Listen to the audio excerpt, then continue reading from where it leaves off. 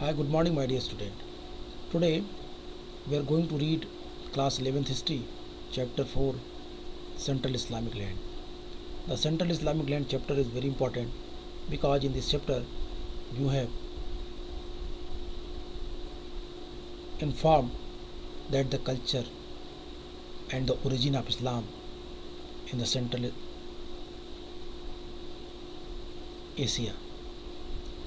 That is the land where the Mesopotamian culture origin, that was the mainland, that was the flourished before and after 1000 BC, 2000 BC. My dear student, in this chapter we have also read about the very important points, topics like the rise of Islam, biography of Prophet Muhammad, Umayyad revolutions, Abbasid revolutions, caliphs and their breakup, economy and agriculture, and learning and culture also.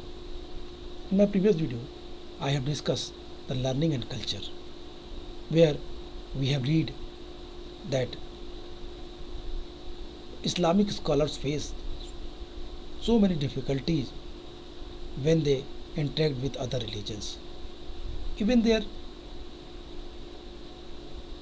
own person, the Muslim person, also asked the very question that why Allah make us, why Allah made us, क्यों बनाया, who was Allah, what was their aim or what is their aim, and such type of other the philosophical and spiritual questions which was put by their own people. And then Islamic scholars started to collect knowledge, spiritual knowledge, with the hard work they were ready to give their answer with their experience, with their knowledge. And when they collected knowledge, when they gained this spiritual knowledge, at that point, this point you can understand very easily, learning process it start. यहीं से learning process start होगा और यहीं से Islamic culture को एक नए स्वरूप मिलेगा. We have also read about the Sufism in my previous video. The group of the religious minded people in the medieval Islam known as Sufi sought a deeper and more personal knowledge of God. A different sect in Islam, they felt that that God is, Allah is one God, and they believe that unity of the other gods also. Tasawwuf of word, this is very important, which means Sufism. A special type of religious group. One side one side the society and the common people attract with the glamorous life, but here the Sufism neglect the glamorous life. They believe in a sect, asceticism. They believe in the poor to poorest form. They don't take any interest in the wealth. They interest in the love of God. They interest in the affections, the devotion towards God. They try to gain it. They were called Sufism. In class 12th, we will discuss in broad way the meaning of Sufism and what was the Sufi traditions. Here in this book, very little bit inform you about the Sufism. Some Sufi saints' name also mentioned here: Rabi'a, Abu al-Bistami, Bayazid Bistami, and the various religious saints you also aware of that. Nijamuddin Auliya, Khwaja Muhyiddin Chishti, Bahauddin Zakaria, Sheikh Sohrawardi,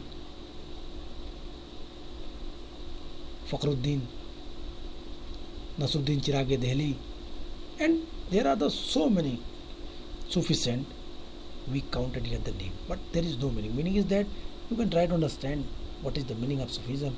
They were also the part of the, the, the culture of the Islam. Today we are going to start this topic and alternative visions of God and the universe as developed by Islamic influences of Greek philosophy and science during the 7th century reminded of the Greek culture could still be found the Byzantine and Sasanian Empire, although they were slowly dying. Founded the Byzantine and Sasanian Empire, although they were slowly dying in the schools of Alexandria, Syria, and Mesopotamia. Once part of Alexandria is Empire Greek philosophy and mathematics and the medicine were taught along with the other subjects.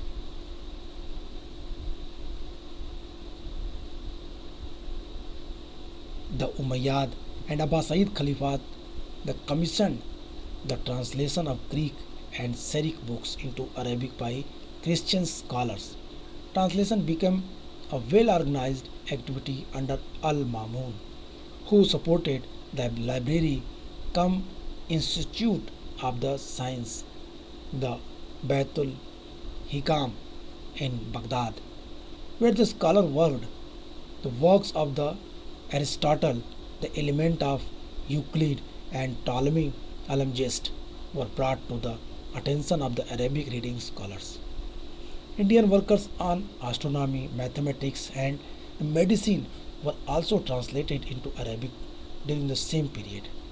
These works reached Europe and kindled interested in the philosophy and science. This is the very important things. In Arab, emperor was taking interest to translated the various books, various important books like astronomy, like mathematics, like medicines in the various country, India, Greek, and wherever he found that was the best form. Okay, here the study of new subject promoted the critical inquiry and had a profound influences of Islamic intellectual life.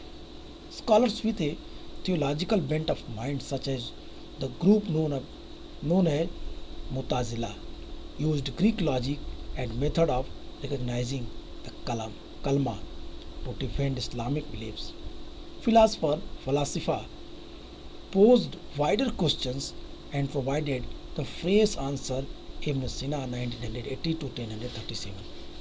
A doctor by profession and a philosopher did not believe in the resurrections of the body on the day of the judgment.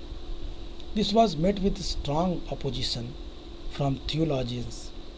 His medical writings were widely read. The most influential was Al Qanun fin Tibba, Canon of Medicine, a million word manuscript that lists 760 drugs sold by the pharmacist of his day and includes notes on his own experiments conducted in hospitals. The Bimeristans, the canon points out the importance of the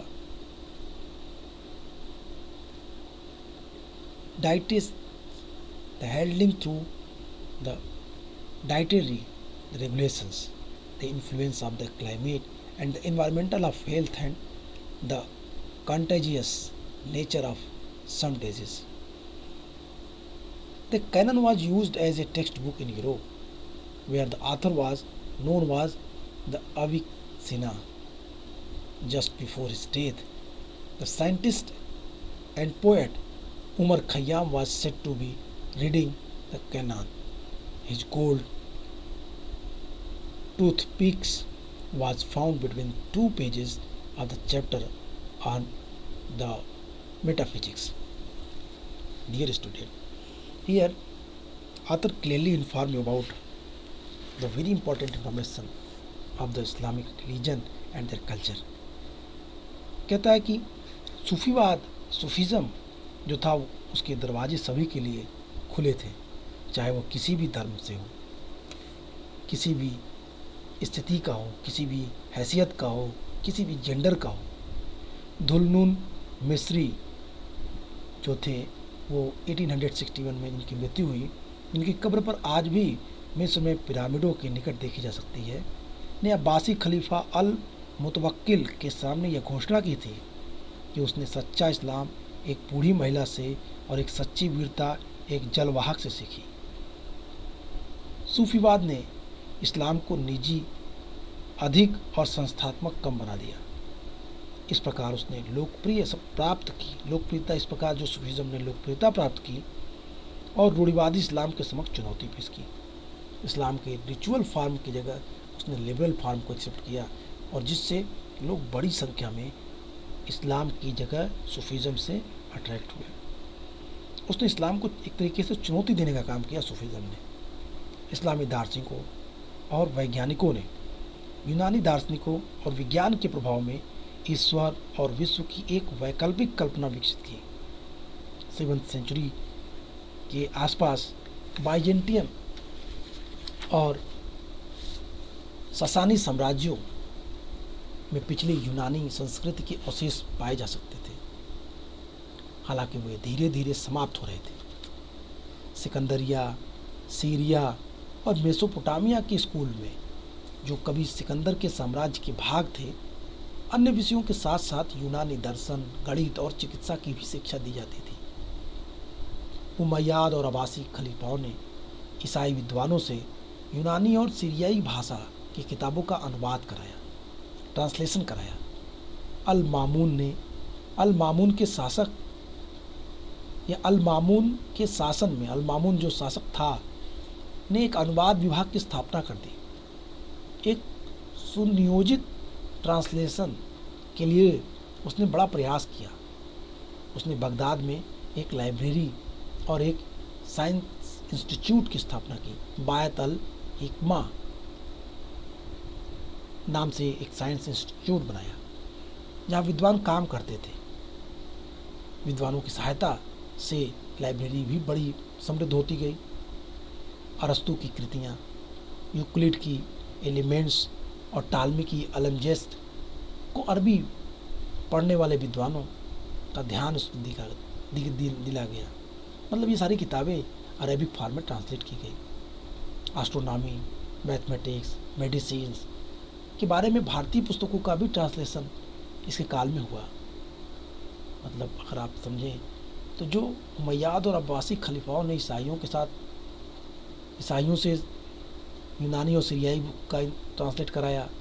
अल मामून के शासनकाल में जो महत्वपूर्ण किताबें थीं, टालमी की, Aristotle की, Euclid की, उसका अरबिक रूप में ट्रांसलेट कराया गया। साथ ही साथ भारतीय जो विज्ञान की किताब थी, भारतीय ज्योतिष की किताब थी, गणित की किताब थी, उनका भी ट्रांसलेट अरबिक फॉर्म में अल मामून के काल में कराया गया। इस काल की अरबी में किया गया रचनाएं बहुत महत्वपूर्ण हैं। ये रचनाएं यूरोप में पहुंची और इनसे दर्शन शास्त्र और विज्ञान में भी रुचि उत्पन्न हुई। लोगों को फिलॉसफी और साइंस में क्यूरियोसिटी बढ़ी। लोग उसको जानने के लिए बड़े लालायित होने लगे। नए विषयों के नए सब्जेक्ट और नए विषयों के अध्ययन ने आलोचनात्मक जिज्ञासा को बढ़ावा दिया और इस्लामिक बौद्धिक जीवन पर गहरा प्रभाव डाला। धर्म, वैज्ञानिक प्रवृत्तियों वाले विद्वान जैसे मुताजिला के नाम से जाने गए। विद्वानों के समूह ने इस्लामी विश्वासों की रक्षा के लिए यूनानी तर्क और विवेचना, कलाम के तरीकों का इस्तेमाल किया। लोगों ने तार्किक विवेचन किया इन ज्ञान का। दार्शनिकों ने, इन्हें फलासिफा कहा गया अरबिक रूप में, दार्शनिकों ने व्यापक प्रश्न प्रस्तुत किए और उनके नए उत्तर प्रदान किए। इब्न सीना 980 to 1037 का जो व्यवसाय की दृष्टि से एक चिकित्सक और दार्शनिक था, डॉक्टर और फिलासफर था, उसका ये यह विश्वास नहीं था कि क़यामत के दिन व्यक्ति फिर से जिंदा हो जाता था। जैसे कुरान में कहा क़यामत के दिन व्यक्ति जिंदा हो जाएगा, तो वो ये कहता था कि ऐसी बात नहीं है, क़यामत के दिन फिर से कोई जिंदा नहीं होगा। धर्म वैज्ञानिकों ने भी इसका जोरदार विरोध किया। चिकित्सा संबंधी अनेक लेख व्यापक रूप से पढ़े जाते थे। इनकी सबसे प्रभावशाली पुस्तक चिकित्सा के सिद्धांत अल कानून फिल तिब थी। ये मेडिसिन की जो प्रिंसिपल पे बेस्ड थी ये टेक्स्ट अल कानून फिल तिब, जो उनकी सबसे महत्वपूर्ण बुक थी, जिसके 10 लाख शब्दों वाली पांडुलिपि थी, जिसमें 10 लाख शब्द थे इस किताब में, जिसमें उस समय के औषधि शास्त्रियों द्वारा बेची जाने वाली 760 मेडिसिन्स का उल्लेख किया गया और उसके द्वारा अस्पतालों, बीमारिस्तान में किए गए प्रयोगों तथा प्रभावों की जानकारी भी दी गई। इस पुस्तक में आहार विज्ञान, खान पीन, आहार, जलवायु और पर्यावरण, आहार के विनिमय के जरिए खान पीन कैसे खान पीना हो, इन चीज़ों पर विशेष ध्यान दिया गया, उस पर चर्चा की गई। उपचार में उनके महत्व को समझाया गया इस पुस्तक में और उसके महत्व पर प्रकाश डाला गया। यह भी बताया गया कि जलवायु और पर्यावरण, क्लाइमेट और इन्वायरमेंट का भी मानव के स्वास्थ्य पर प्रभाव पड़ता है और कुछ रोगों के संक्रामक स्वरूप की भी जानकारी दी गई। संक्रामक मतलब पैंडेमिक या एपिडेमिक, या ऐसे समझ लीजिए कि महामारी हो जाएगी, छुआछूत से फैलेगा तो बहुत तेज़ी से फैलेगी बीमारी, तो इस स्वरूप को भी बताया गया। इस पुस्तक का उपयोग यूरोप के एक पाठ्य पुस्तक के रूप में किया जाता था, जहाँ लेखक को एविसेना के नाम से जाना जाता था। यह कहा जाता है कि वैज्ञानिक और कवि उमर खयाम अपनी मृत्यु के ठीक पहले यह पुस्तक पढ़ रहे थे। उनके सोने की दांत कुरेदनी इस पुस्तक के तत्वमीमांसक विषय के अध्यायों में 2 पृष्ठ के बीच पड़ी मिली थी। इसके आधार पर कह सकते हैं खयाम इस पुस्तक को पढ़ते पढ़ते मर गए, क्योंकि दांत खोदने वाली खुदनी वो किताब के बीच में रख के उनकी मृत्यु हुई थी। तो उसके आधार पे ऐसा मानते हैं। कह रहा है आगे, in the medieval Islamic societies the fine language and the creative imaginations were among the most appreciate the qualities in the persons, which qualities raised a persons communications to the level of अदब, a term which implied the literary and the cultural, the refinement. Arab forms of the expressions include poetry, nazm or orderly the arrangement, and the prose, the nathar or the scattered words, which were meant to be memorized and used when the occasions arose. The most popular poetic composition of pre-Islamic origin was the odd qasida developed by poets of the Abbasid period of the glorified the achievements of their persons. Poets and the Persian origin, the relativist and the reinvented Arabic poetry and the challenge the cultural the hegemony of the Arab. Abu Nuwas, death 815, who was the Persian origin, broke new ground by the composing classical poetry on new themes such as wine and male love, with the intentions of the celebrating the pleasures forbidden by Islam. After Abu Nuwas, the poets addressed the object of their passions in the masculine, even if the latter was a woman. Following the same traditions, the Sufi glorified the intoxications caused by the wine of the mystical love. कहता है मध्यकालीन समाज में बढ़िया भाषा और सृजनात्मक कल्पना को किसी व्यक्ति के सर्वाधिक सराहनीय गुणों में शामिल किया जाता था। अगर कोई व्यक्ति अच्छी भाषा बोलती थी, विनम्र था, मध्यकाल में उसकी सबसे अच्छी विशेषता मानी जाती थी। ये गुण किसी भी व्यक्ति की विचार अभिव्यक्ति को अदब के स्तर तक ऊंचा उठा देते थे। अदब का मतलब क्या था? कहता है अदब जिसका अर्थ है साहित्यिक और सांस्कृतिक परिष्कार, मतलब सांस्कृतिक रूप से, साहित्यिक रूप से बड़ा ही डिसेंट टाइप का आदमी हो। अदब रूपी अभिव्यक्तियों में पद्य, नज्म तथा सुव्यवस्थित विन्यास और गद्य, नथ्र अथवा बिखरे हुए शब्द शामिल थे। यह अपेक्षा की जाती थी कि उन्हें कंठस्थ कर लिया जाए और अवसर आने पर उसका गाया जाए या उसको पढ़ा जाए। इस्लाम पूर्व काल का सबसे अधिक लोकप्रिय रचना संबोधन गीत कसीदा था। अपने आश्रयदाताओं की उपलब्धियों का गुणगान करने के लिए अब्बासी काल के कवियों द्वारा इस विधा का विकास किया गया। फारस मूल के कवियों ने अरबी कविता का पुनः आविष्कार किया और उसमें नई जान फूंकी, अरबों के सांस्कृतिक आधिपत्य को चुनौती दी। अबू नुवास, जिनकी मृत्यु 815 में हुई, जो फारसी मूल का था, ने इस्लाम द्वारा वर्जित आनंद मनाने के इरादों से शराब और पुरुष प्रेम जैसे नए विषयों पर उत्कृष्ट श्रेणी की कविताओं की रचना करके नया मार्ग चुना। अबू नुवास के बाद कवियों ने अपने अनुराग के पात्र को पुरुष के रूप में संबोधित किया, चाहे वह स्त्री हो चाहे वो पुरुष। उन्होंने पुरुष के रूप में ही इसको सेलेक्ट किया। इसी ट्रेडिशंस का अनुगमन करते हुए, अनुसरण करते हुए, उसी को मानते हुए सूफियों ने रहस्यवादी प्रेम की मदिरा द्वारा उत्पन्न मस्ती का गुणगान किया।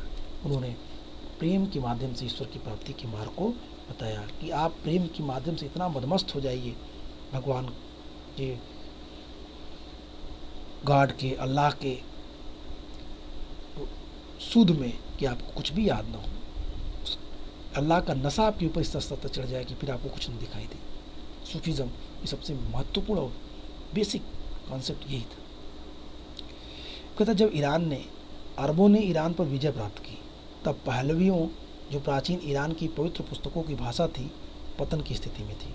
शीघ्र ही पहलवियों की ओर से रूप, जिसे नई फारसी कहा जाता था, विकसित हुआ, जिसमें अरबी के शब्दों की संख्या बहुत अधिक थी। खुरासान और तुरान सल्तनतों की स्थापना ने नई फारसी बड़ी सांस्कृतिक ऊंचाई पहुंच गई। समानी राज दरबार के कवि रुदकी, मृत्यु 940 ईस्वी में, इनकी 1940 में हुई, कि नई फारसी कविता का जनक माना जाता था। रुदकी को नई फारसी कविता का जनक माना जाता था। इस कविता में छोटे गीत, काव्य, गजल, चतुष्पदी, रुबाई जैसे नए रूप शामिल थे। रुबाई 4 पंक्तियों वाला छंद होता था।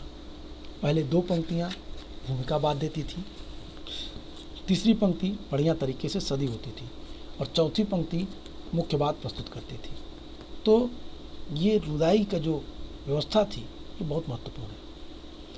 रुबाई का विषय वस्तु अप्रतिबंधित होता था। इसका इस्तेमाल प्रियतम अथवा प्रेयसी के सौंदर्य का बखान करने, संरक्षक की प्रशंसा करने अथवा दार्शनिकों के विचारों को व्यक्त करने के लिए किया जाता था। रुबाई थी, रुबाई का मेन एम था, जो 4 छंदों में लिखी जाती थी। इससे या तो अपने संरक्षक शासक की बड़ाई की जाती थी, या तो प्रेमी प्रेमिका के बारे में बातें लिखी जाती थी, और या तो दार्शनिकों के विचारों को एक्सप्रेस करने का माध्यम था। कहता by the time the Arab conquered Iran, the Pahlavi language of the sacred books of the ancient Iran was in the decay. A version of Pahlavi known as the New Persian with the huge Arabic vocabulary soon developed. The formations of sultanates, the Khurasan and Transoxiana took New Persians to great culture height. The Samanid court poet Rudki, death 914, was considered the father of a new Persian poetry, which include new forms such as the short lyric poems, ghazal, and the Qajatareen, Rubai, plural Rubaiyat. The Rubai is a 4-line stanza in which the first 2 lines set the stage, the third is finely poised, and the fourth deliver the points. The contrast to its form, the subject matter to the Rubai is unrestricted. It can be used to express the beauty of beloved, the praises of patron, or expressed through the philosophers. The Rubai reached the zenith in the hand of the Umar Khayyam 1048 to 1131. Also, the astronomer and the mathematician who lived in the various times in Bukhara, Samarkand and Isfahan. कहता है कि जो रुबाई थी, ये रुबाई उमर खयाम के हाथों में अपनी पराकाष्ठा पे पहुंच गई। उमर खयाम जो 1048 to 1131 तक एक खगोल वैज्ञानिक और एक गणितज्ञ थे। उन्होंने उनके समय में बुखारा और समरकंद और इस्फहान में जो रहे, उन्होंने रुबाई को बहुत ही ऊंचा स्थान दिला दिया। कहता at the beginning of the 11th century the Ghazni became the center of the Persian the literary life. Poets were naturally attracted by the brilliance of the imperial court rulers to realize the importance of the patronage and the learning of the enhancing their the priest Mahmud of Ghazni gathered around him group of the poet who composed the anthologies, the divans and the epic poetry, the Mathanvi, and the most outstanding was the Firdausi 1020, who took 30 years to complete the Sahnama, book of king and epic of 50,000 couplets, which has become a masterpiece of the Islamic literature. The Sahnama is collection of traditions and the legend, the most popular being that the Rustam, which the poetically depicts Iranian form of the creations of until the Arab conquest. It was in the keeping with the Ghaznavid traditions that the Persian later became the language of administration and the culture in India. Okay कहता है कि इस तरीके से 11वीं शताब्दी के प्रारंभ में फारसी साहित्यिक जीवन का केंद्र बन गया। गजनी जो पर्शियन लैंग्वेज का एक महत्वपूर्ण सेंटर के रूप में उभरा था। यहाँ पे कवि स्वाभाविक रूप में शाही दरबारों की चमक दमक से आकर्षित होते थे। शासकों ने भी अपनी प्रतिष्ठा को बढ़ाने के लिए कलाकारों और विद्वानों को संरक्षण देने के महत्व को समझ लिया था। सम्राट जान चुके थे कि अगर दरबार की महत्ता बतानी है तो कवियों को इम्पोर्टेंस देनी पड़ेगी। गजनी के महमूद ने अपने चारों ओर कवियों का एक ऐसा समूह एकत्र कर लिया था जिन्होंने काव्य संग्रहों, दीवानों और महाकाव्य मथनवी की रचना की। इससे सबसे अधिक प्रसिद्ध फिरदौसी, जिनकी मृत्यु 1020 में हुई थी, जिन्होंने शाहनामा राजाओं की जीवन चरित्र को पूरा करने में 30 वर्ष लग गए। इस पुस्तक में शाहनामा में 50,000 पद हैं और यह इस्लामी साहित्य की एक श्रेष्ठ कृति मानी जाती है। शाहनामा परंपराओं और आख्यानों का संग्रह है, जिसमें सबसे अधिक लोकप्रिय आख्यान रुस्तम का है, जिसने प्रारंभ में लेकर अरब की विजय तक ईरान का चित्रण काव्यात्मक शैली में किया गया है। यह गजनवी परंपरा के अनुरूप ही था कि बाद में भारत में फारसी प्रशासन और संस्कृति की भाषा बन गई। फारसी बगदाद का एक पुस्तक विक्रेता इब्न नदीम मृत्यु 895 की पुस्तक सूची किताब अल फहरिस्त में ऐसी बहुत सी पुस्तकों का उल्लेख है जो पाठकों की नैतिक शिक्षा और उनके मनोरंजन के लिए लिखी गई थी। उनमें सबसे पुरानी पुस्तक जानवरों की कहानियों का संग्रह है, जिसका नाम कलीला व दिमना है। 2 गीदड़ों के नाम जो उनके मुख्य पात्र थे। यह पुस्तक पंचतंत्र के पहलवी संस्करण का अरबी अनुवाद है। कलीला व दिमना पंचतंत्र जो हमारे हिंदुस्तान की पुस्तक थी, उसका ये अरबिक रूप में ट्रांसलेशन किया गया कलीला व दिमना के नाम से। सबसे अधिक प्रचलित और स्थायी रचनाएं वीर साहसियों की कहानियां हैं, जैसे अल सिकंदर और सिंदबाद, और दुखी प्रेमियों जैसे कायस, जिसे मजनू यानी कि पागल व्यक्ति कहा जाता था, की कहानियाँ। ये कहानियाँ कई शताब्दियों में मौखिक अथवा लिखित परंपराओं के रूप में विकसित हुई। 1001 रातें, 1001 नाइट्स, अरेबियन नाइट्स कहानियों का एक अन्य संग्रह है। ये कहानी एक ही वाचिका शहरजाद द्वारा अपने पति के एक के बाद दूसरी रातों को सुनाई गई थी। ये संग्रह मूल रूप से भारतीय फारसी भाषा में थी और बगदाद में इसका अनुवाद अरबी भाषा में किया गया था। बाद में मामलुक काल में काहिरा में इसमें और कहानियाँ जोड़ दी गई थी। ये कहानियाँ विभिन्न किस्मों के मनुष्यों, उदार, मूर्ख, भोले भाले और धूर्त मनुष्यों का चित्रण करती थी और शिक्षा देने और मनोरंजन का काम करने के लिए सुनाई गई थी। बसरा के जहीज मृत्यु 868 में ने अपनी पुस्तक किताब अल बुखाला कंजूसों की पुस्तक में कंजूसों के बारे में मन बहलाने वाले किस्से इकट्ठे किए थे और लालच का विश्लेषण किया था। तो इस तरीके से यदि इन चीज़ों को देखें तो हमें इस्लामिक कल्चर के बारे में तमाम सारी किताबों के बारे में मालूम चलेगी। अगर इसे पढ़ें तो आपको समझ जाएगी। The catalogue Kitab al Fihrist, the Baghdad book seller, Ibn Nadim, death 895, describe a large number of work written in the prose of the moral education and the eminent readers. The oldest of these is the collections of animal fables called Kalila wa Dimna, the name of the two jackals who were the leading the characters, which is the Arabic translation. The Pahlavi vision of the Panchatantra, the most widespread and lasting the literary work are the stories of the hero adventurers such as the Alexanders, Al-Iskandar and Sindbad, or those of unhappy lovers such as the chaos known as the Muslim of the madman. These have developed over the centuries into oral and written traditions. The Thousand and One Nights is another collection of the stories told by the singer narrators, the Shahzad, to the husbands night after night. The collection was originally in Indo-Persian and was translated into Arabic in Bangla and in Baghdad in the 8th century. More stories were later added in Cairo during the Mamluk period.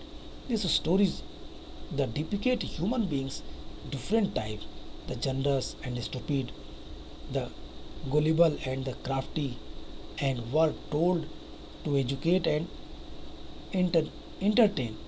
In his Kitab ul Bukhara, book of messages, Jihad of Basra 868 collected the amusing the anecdotes about the misers and also analysis greed. From the 9th centuries onwards, the scope of adab was expanded to including the biographic, the Mamuls 8 Akhlaq, the Mirrors of the Princess, book of statecraft and the above all history, Tariq and geography. The traditions of history writing was the all established in the literature Muslim societies history books. कहता है कि 9वीं शताब्दी में अदब के दायरे का विस्तार किया गया। उसमें जीवनियाँ, आचार संहिताएँ, राजकुमारों को शासन कला की शिक्षा देना वाली पुस्तकों को सबसे ऊपर इतिहास, भूगोल को शामिल किया गया। कहता है कि राजकुमारों को शिक्षा देने के लिए आचार संहिताओं के साथ साथ इतिहास और भूगोल की पुस्तकों को महत्ता दी गई। पढ़े लिखे मुसलमानों में इतिहास लिखने की परंपरा अच्छी तरह स्थापित हो चुकी थी। इतिहास की पुस्तकें विद्वान और विद्यार्थियों द्वारा, उनके अलावा अधिक पढ़े लिखे लोगों द्वारा पढ़ी जाती थी। इतिहास और अधिकारियों के लिए किसी वंश की कृति बढ़ाने वाले कारनामों और उपलब्धियों का अच्छा विवरण और प्रशासनिक तकनीकों का उदाहरण प्रस्तुत करता था।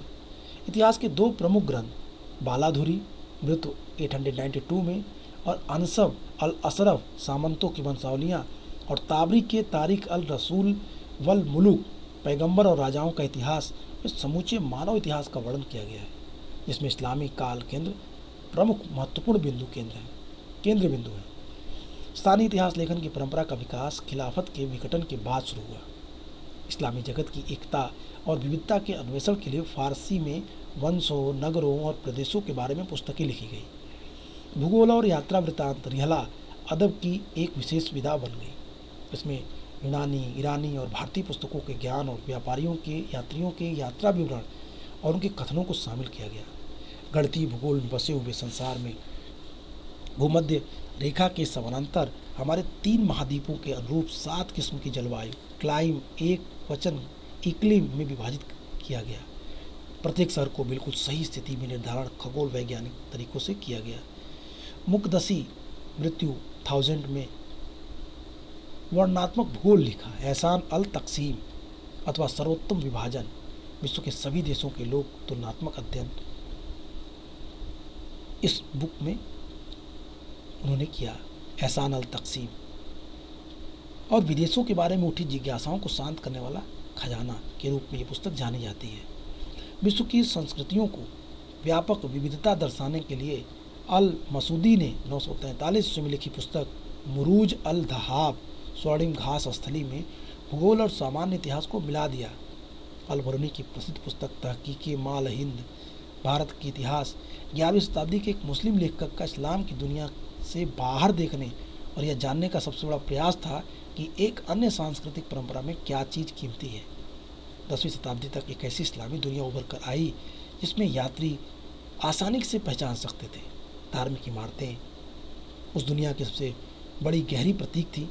स्पेन से मध्य एशिया तक फैली हुई मस्जिदें, इबादतगाह और मकबरों की बुनियादी नमूना एक जैसी थी। मेहराब, गुंबद, मीनार, खुले सहन और इमारतें मुसलमानों के आध्यात्मिक और व्यवहारिक ज़रूरतों को अभिव्यक्त करती थी। इस्लाम की पहली शताब्दी में मस्जिद ने एक विशेष वास्तुशिल्पी रूप के खंभों के सहारे वाली छत प्राप्त कर लिया जो प्रादेशिक भिन्नताओं से परे था। मस्जिद में एक खुला प्रांगण सहन होता था जहाँ पर एक फव्वारा अथवा जलाशय बनाया जाता था और यह प्रांगण एक बड़े कमरे की ओर खुलता था जिसे प्रार्थना करने वाले लोगों की लंबी पंक्तियों में प्रार्थना नमाज अदा करते थे। बड़े कमरे में दो विशेषताएं थीं जो आज तक महत्वपूर्ण हैं। दीवारों में एक मेहराब जो पक्का किबला की दिशा में संकेत देती थी और एक मंच मिंबर जहाँ से शुक्रवार की दोपहर नमाज के समय प्रवचन दिए जाते थे। इमारत में एक मीनार जुड़ी होती थी जिसका प्रयोग नियत समय पर प्रार्थना के हेतु लोगों को बुलाने के लिए किया जाता।